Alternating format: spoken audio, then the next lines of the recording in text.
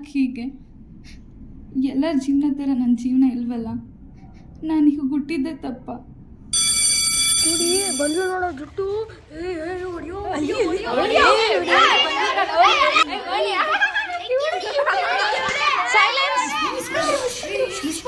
ಏನಿಷ್ಟು ಗಲಾಟೆ? ವಾಪಸ್ ಹೇಳಿ. ಆ ಅರಸ. ವಾಣಿ ವಾಪಸ್ ಹೇಳು. ಆ ಅರಸ. ಕೇಳಿಸಿಲ್ವಾ? ಜೋರ ಹೇಳು.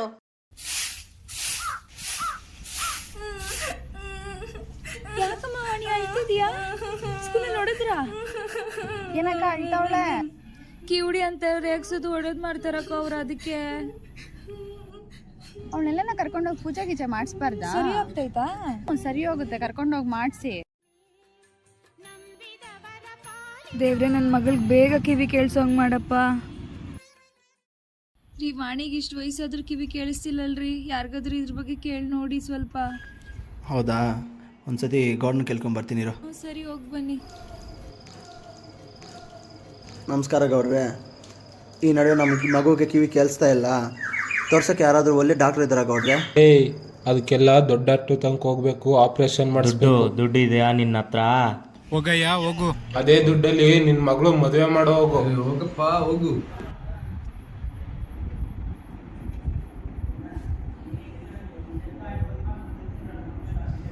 ಕಾಫಿ ಚೆನ್ನಾಗಿದೆ.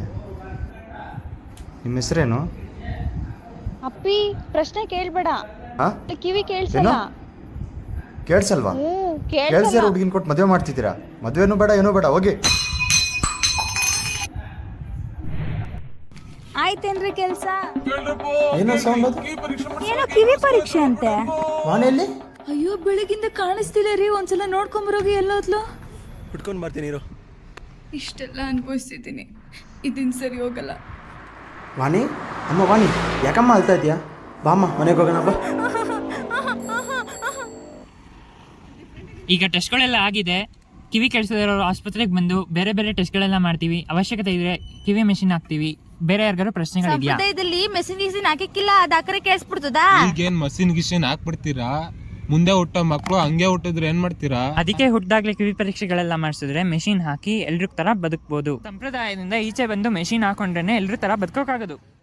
ಕೇಳಿಸ್ತಿರೋ ಮಕ್ಕಳಿಗೆ ಬೇರೆ ಮಕ್ಕಳ ತರ ವಿದ್ಯಾಭ್ಯಾಸ ಮಾಡಕ್ಕಾಗುತ್ತಾ? ಇಂಥ ಮಕ್ಳುಗಳಿಗೆನೆ ಸ್ಟ್ರಾಟಜಿಗಳಿರ್ತವೆ, ಅದ್ರ ಪ್ರಕಾರ ಹೇಳ್ಕೊಡ್ಬೇಕು.